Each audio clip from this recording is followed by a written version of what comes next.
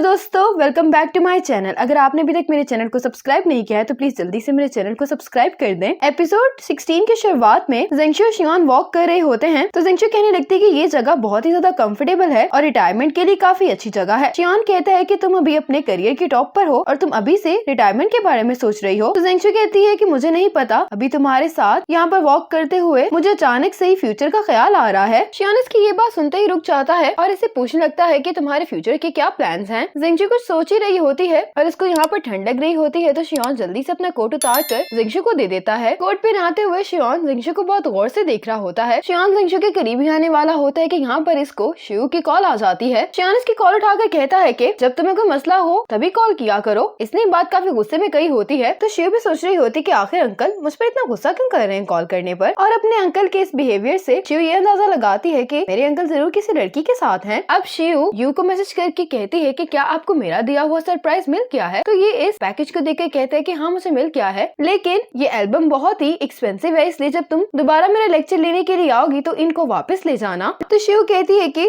किसी को गिफ्ट देने से पहले प्राइस नहीं देखी जाती। और अब ये यू को मैसेज करके कहती है कि आप अभी चाइना वापस आए हैं तो आपने बहुत सारे रेस्टोरेंट ट्राई नहीं किए होंगे, तो क्यों ना आप मेरे साथ अभी डिनर पर चलें। लेकिन यू कहता है कि मेरे पास आज वक्त नहीं है। शिव यू को मैसेज करती है कि मैं आपके काम खत्म होने तक का इंतजार कर सकती हूँ या फिर हम आपकी यूनिवर्सिटी के करीब किसी रेस्टोरेंट में भी जा सकते हैं। लेकिन यू इसके लिए भी नहीं मानता। अब ये दोनों होटल वापस पहुंच गए होते हैं। जिंगशू शियोन का कोट उतारने वाली होती है कि तो शियोन अपना कोट पकड़ लेता है, कहने लगता है कि तुमने अभी तक मेरे एक सवाल का जवाब नहीं दिया। तो जिंगशू कहती है कि मैंने अभी इसका जवाब नहीं सोचा है। तो शियोन कहता है कि तुम आराम से इसका जवाब सोच सकती हो। जिंगशू कहती है कि मेरा इंटरव्यू है कल, तो मुझे उसके लिए आउटलाइन प्रिपेयर करनी है। ये जल्दी से इसको गुड नाइट कहकर अपने रूम में चली जाती है। अब यू काम कर रहा होता है। यहाँ पर एक डिलीवरी बॉय आता है जो कहता है कि हैंडसम और यंग प्रोफेसर यू का ऑर्डर आ गया है। ये सुनते ही इसके कोलीग्स इसको देखने लगते हैं और यू को भी ये सुनने के बाद एम्बैरेसमेंट फील हो रही होती है। यू शिव को थैंक्स का मैसेज करता है तो शिव कहती है कि अगर तुम वाकई में मेरा शुक्रिया अदा करना चाहते हो तो तुम्हें अपने खाने की एक पिक्चर लेनी होगी और तुम वो मुझे सेंड कर दो। यू इसको पिक्चर सेंड कर देता है और साथ ही इसके कोलीग्स आकर पूछने लगते हैं कि क्या ये आपकी गर्लफ्रेंड ने भेजा है। यू इनको कहता है कि नहीं, लेकिन इसके कोलीग्स इसके इनकार का यकीन नहीं करते, यहाँ से चले जाते हैं। शिव ने इसकी पिक्चर से अंदाजा लगा लिया होता है कि आखिर यू को खाने में क्या पसंद है और इसके बारे में मैसेज यू को सेंड भी कर देती है। शिव उसको मैसेज करके कहती है कि तुम्हें युबा शोन का खाना जरूर पसंद आएगा, अगली दफा हम वहाँ पर खाना खाने के लिए चलेंगे। यू उसको मैसेज करके कहता है कि मेरे लिए ये चीज इम्पोर्टेंट नहीं है, बल्कि ये है कि मैं किसके साथ खाना खा रहा हूँ। और साथ में यू उसको ये भी कहता है कि मैं उम्मीद करता हूँ कि तुम्हें कोई ऐसा मिलेगा जो तुम्हारे साथ ये सब काम करके बहुत खुश होगा। शिव तो बहुत अपसेट हो जाती है कि ये एक बार फिर रिजेक्ट हो गई है। अब जिंगशू काम कर रही होती तो शियोन इसको ड्राफ्ट भेजता है और कहते हैं कि मैंने ये तुम्हें इसलिए सेंड किया है ताकि आउटलाइन प्रिपेयर करते हुए तुम्हारा थोड़ा सा वक्त बच जाए। ये देखकर जिंगशू काफी खुश होती है। अब अगली सुबह जब ये तैयार होकर अपने कमरे से निकलती है तो शियोन इसका इंतजार कर रहा होता है। फिर ये दोनों जब पार्किंग लॉट में आते हैं तो मास्टर फैंग जिंगशू को कॉफी देकर कहते हैं कि ये शियोन ने स्पेशली आपके लिए ऑर्डर करवाई है। शियोन अपने ड्राइवर को गुस्से से देख रहा होता है कि इसे इसका नाम नहीं मेंशन करना था। अब जब जिंगशू इंटरव्यू की जगह पर पहुंच जाती है तो उतरते हुए ये शियोन को कॉफी और राइड के लिए थैंक्स बोलती है। जैसे ही जिंगशू अंदर चली जाती है तो मास्टर फैंग शियोन से पूछता है कि हमें कहाँ पर चलना है। शियोन कुछ सोच रहा होता है तो ये सीन यहीं पर कट हो जाता है। असिस्टेंट जाकर जियांगजोंग को बताता है कि फाइनेंशियल इंट्रोड्यूस से जर्नलिस्ट इंटरव्यू करने के लिए आई है तो जियांगजोंग कहता है कि उसको थोड़ा सा इंतजार करने के लिए कहो। ये सुनते ही जिंगशू खुद अंदर आ जाती है। जियांगजोंग आज फिर से जिंगशू को देखकर थोड़ा सा हैरान होता है और इससे कल के बारे में पूछने लगता है तो जिंगशू उसको बताती है कि मैं और मिस्टर शियोन अच्छे दोस्त हैं। जियांगजोंग कहने लगता है कि तुम्हारा सोशल सर्कल काफी अच्छा है और अगर तुम शियोन की इतनी अच्छी दोस्त हो तो फिर हम युनचंग के साथ कोऑपरेशन करने का सोच सकते हैं। जिंगशू कहती है कि इसकी जरूरत नहीं है, मैं चाहती हूँ कि आप हर चीज को प्रोफेशनली हैंडल करें। और अब जिंगशू जियांगजोंग के साथ अपना इंटरव्यू स्टार्ट कर देती है। अब इंटरव्यू के आखिर में जिंगशू इन कार एक्सीडेंट के होने का कारण पूछती है तो जियांगजोंग कहने लगता है कि मुझे नहीं लगता कि इस मैगजीन के पढ़ने वाले एक्सीडेंट की इन्वेस्टिगेशन रिपोर्ट के बारे में जानना चाहते हैं। जिंगशू कहती है कि मुझे आपकी बात समझ में आ गई है। जियांगजोंग कहता है कि तुम युनचंग में पहली दफा आई हो तो मैं तुम्हें यहाँ की स्पेशल टी पिलाता हूँ, ये इसके लिए लेकर आता है। लेकिन जिंगशू कहती है कि मुझे टी के बारे में इतना पता नहीं है, इसलिए आप इतनी कीमती टी मुझ पर जाया नहीं करें। और अब ये जियांगजोंग से आखिरी सवाल पूछती है कि इन्वेस्टमेंट मिलने के बाद आप अपनी प्रोडक्शन को बढ़ाएंगे या फिर रिसर्च पर पैसा खर्च करेंगे। ये बात सुनकर जियांगजोंग मुस्कुराने लगता है और अब जियांगजोंग जिंगशू से कहने लगता है कि मुझे उम्मीद है कि इस आर्टिकल में आप ज़ेनलैंड कंपनी के बारे में अच्छा ही लिखेंगी, क्योंकि बिजनेस को यहाँ तक लाना बहुत ही मुश्किल है। इसके जवाब में जिंगशू कहती है कि अगर आपको इस बात का डर है कि एक आर्टिकल के कुछ शब्दों से आपकी कंपनी का फ्यूचर तबाह हो सकता है तो फिर आपको अपनी कंपनी को लेकर सोचना चाहिए। लिए। अब जियांग सुंग जा रहा होता है कि इन्वेस्टमेंट से पहले जेंगशु इस आर्टिकल में सिर्फ जेनलैंड कंपनी की खूबियों को ही बयान करे। तो जेंगशु कहती है कि मैं इस आर्टिकल में जेनलैंड कंपनी की प्रोग्रेस के बारे में भी लिखूंगी और कंपनी को जिन मुश्किलों का सामना है वो भी मैं अपने रीडर्स तक पहुंचाना चाहती हूँ। और जिस तरह का कंटेंट आप मुझे लिखने के लिए कह रहे हैं तो फिर आप खुद ही ऐसा कंटेंट लिखवा कर अपनी कंपनी के अकाउंट पर अपलोड ही क्यों नहीं कर देते। ये कहकर जेंगशु यहाँ से चली जाती है। शियान यहीं पर जेंगशु का तब से इंतजार कर रहा होता है। अब जेंगशु जब कंपनी से बाहर आ रही होती है तो जियांगसोंग का असिस्टेंट इसको कुछ गिफ्ट दे रहा होता है जो जेंगशु लेने से इनकार कर रही होती है। इतने में ही शियान इसको लेने के लिए आ जाता है तो जेंगशु से कहती है कि मैं तुम्हें आज डिनर पर लेकर जाऊंगी। अब ये दोनों जब गाड़ी की तरफ जा रहे होते हैं तो जेंगशु को अपनी मॉम की कॉल आ जाती है जो इसको कह रही होती है कि तुम्हें जब भी मौका मिले तो तुम यू को डिनर पर लेकर जाना। शियान इसके साथ होता है तो ये जल्दी से सुनकर फोन बंद कर देती है। आज शियू फिर से यू की क्लास में आई होती है। जैसे ही क्लास खत्म होती है ये यू से कहती है कि आप मेरे साथ लंच पर चल सकते हैं। तो यू कहता है कि मेरे साथ ऑफिस में आओ और यू इसको इसकी मॉम का एल्बम वापस कर रहा होता है। यू कहने लगता है कि ये बहुत महंगा है। शियू कहती है कि मैंने आपको सोंगयू के कॉन्सर्ट पर देखा था तो मुझे लगा कि ये आपकी फेवरेट सिंगर है तो मैंने आपके लिए ये एल्बम बुक करवा लिया और यकीन करेंगे बिल्कुल भी महंगा नहीं है। यू कहता है कि म्यूजिक को दिल से सुना जाता है लेकिन अगर तुम ये सिर्फ मुझे खुश करने के लिए दे रही हो तो तुम इसको वापस ले जाओ। शिव कहती है कि मैं इनको घर पर ले जाती हूँ और आपके लिए संभाल कर रख लेती हूँ क्योंकि आपको फ्यूचर में रियलाइज हो जाएगा कि ये मेरे लिए बिल्कुल भी एक्सपेंसिव नहीं है बल्कि मैंने अपनी खुशी से दिए हैं आपको। यू कहता है कि मैं अपने लिए तुम्हारी फीलिंग्स को अप्रिशिएट करता हूँ लेकिन हम दोनों एक दूसरे के लिए सूटेबल नहीं है और ना ही हम दोनों एक दूसरे को समझते हैं। शिव कहती है कि तुम ये नहीं कह रहे कि तुम मुझे पसंद नहीं करते, हम एक दूसरे को जानने के लिए वक्त दे सकते हैं लेकिन मुझे लगता है कि रिलेशनशिप्स में आप रिजल्ट का सोच कर शुरुआत नहीं कर सकते हैं। अभी सिर्फ आपको मुझे आपके बारे में जानने का मौका देना है। यू को यहाँ पर कॉल आ जाती है और ये इसको सुनने के लिए चला जाता है लेकिन आज यू शिव की ये बात सुनकर सोच में पड़ गया होता है। इसके बाद शियान बिजनेस ट्रिप से वापस आ गया होता है और अब ये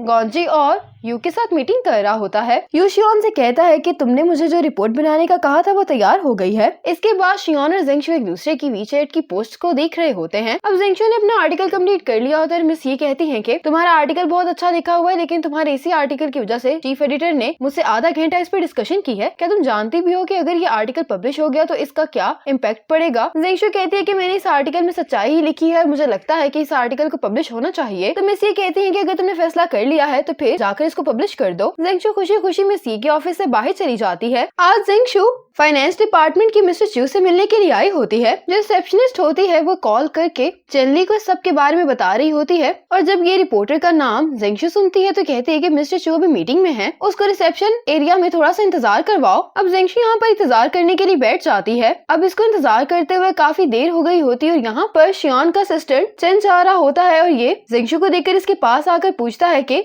आप यहाँ पर क्या कर रही हैं? जेंगशु कहती है कि मैं तो यहाँ पर मिस्टर चू से मिलने के लिए आई हूँ लेकिन वो भी मीटिंग में है। ये सुनने के बाद असिस्टेंट चेन यहाँ से चला जाता है और आकर सारी बात शियान को बताता है। शियान इससे पूछता है कि जेंगशु कब से इंतजार कर रही थी। असिस्टेंट चेन कहता है कि वो काफी देर से इंतजार कर रही थी लेकिन जब मैंने जाकर पूछा तो मिस्टर चू की तो आज कोई भी मीटिंग नहीं थी। शियान कहते हैं कि ठीक है अब तुम बाहर जा सकते हो और अब शियान कॉल करता है जिसके फौरन बाद ही मिस्टर चू जेंगशु से मिलने के लिए आ जाते हैं। ये जेंगशु से इतना वेट करने के लिए माफी मांग रहे होते हैं और फिर जेंगशु को अपने ऑफिस में ले जाते हैं और मिस्टर चू को शियान ने पर्सनली खुद कॉल की होती है। जेंगशु जब मिस्टर चू के साथ ऑफिस जा रही होती है तो यहाँ पर ये काम करता हुआ चेनली को देखती है और सोचने लगती है कि शियान ने इसको फाइनेंस डिपार्टमेंट में रखवाया हुआ है। चेनली ये देखकर बहुत हैरान हो रही होती है कि आखिर जेंगशु को मिस्टर चू खुद क्यों अपने ऑफिस में लेकर जा रहे हैं। अब जो जेंगशु का काम होता है वो हो चुका होता है तो मिस्टर चू से कहते हैं कि अगली दफा अगर आप यहाँ पर आए तो आप मुझे डायरेक्टली खुद कांटेक्ट कर लीजिएगा। जेंगशु इनको बाय बोलकर यहाँ से चली जाती है। जेंगशु के जाने के बाद ये चेनली को अपने ऑफिस में बुलाता है और इसे पूछने लगते हैं कि मेरी इस जर्नलिस्ट से 3 बजे मीटिंग थी लेकिन तुमने मेरी दूसरी मीटिंग पहले क्यों करवा दी? वो कब से यहाँ पर आकर मेरा इंतजार कर रही थी और तुमने मुझे बताया भी नहीं। चेनली कहने लगती है कि मुझे लगा कि बैंक की मीटिंग ज्यादा अहम है। ये जवाब सुनकर मिस्टर चू इस पर चिल्लाने लगते हैं, कहते हैं कि तुम अभी इस पोजीशन में नहीं हो कि ये डिसाइड करो कि कौन सी मीटिंग मेरे लिए अहम है और कौन सी नहीं। बाहर आने के बाद चेनली को जेंगशु पर बहुत ज्यादा गुस्सा आ रहा होता है। जेंगशु यहाँ से जा रही होती है तो इसको लिफ्ट में शियान मिलता है। लिफ्ट में आने के बाद जेंगशु सोच रही होती है कि आखिर ये यहाँ पर क्या कर रहा है। अब जैसे ही लिफ्ट रुकती है तो तो शियान जिंगशू का हाथ पकड़कर इसको यहाँ से लेकर जाने लगता है। सभी लोग इनको इस तरह से देखकर हैरान हो रहे होते हैं। शियान इसको अपने ऑफिस में ले आता है। अब ये दोनों यहाँ पर काम करने के लिए बैठ जाते हैं और साथ ही जिंगशू के लिए लेमनेड आ जाता है जो कि शियान ने ऑर्डर करवाया होता है। अब रात तक ये दोनों यहीं पर इस तरह से काम करते रहते हैं। जिंगशू बाहर आकर असिस्टेंट चेन से कहती है कि मैं शियान के लिए लेमन वाटर बनवाना चाहती हूँ। तो असिस्टेंट चेन इसको बताता है कि वो ड्रिंक हमने कंपनी में नहीं बनाई थी। ये सुनकर जिंगशू हैरान होती है। तो असिस्टेंट चेन बताने लगता है कि ये ड्रिंक खास तौर पर तुम्हारे लिए तैयार करवाई गई थी क्योंकि शियान को ये पता चल गया था कि तुमने नीचे बैठकर बहुत ज्यादा कॉफी पी ली है। असिस्टेंट चेन इसको ये भी बताता है कि शियान को मालूम था कि तुम कब से नीचे बैठकर इंतजार कर रही हो। ये सुनकर जिंगशू को बहुत खुशी होती है। अब जैसे ही जिंगशू शियान के लिए सिंपल लेमनेड लेकर अंदर आ रही होती है तो इसकी टक्कर शियान से हो जाती है और ये लेमनेड शियान के कपड़ों पर गिर जाती है। जिंगशू से सॉरी करती है तो शियान कहते हैं कि कोई बात नहीं। जिंगशू से पूछती है कि क्या तुम्हारा काम खत्म हो गया है तो शियान कहता है कि नहीं। तो जिंगशू कहती है कि फिर तुम बाहर क्या करने के लिए आ रहे थे।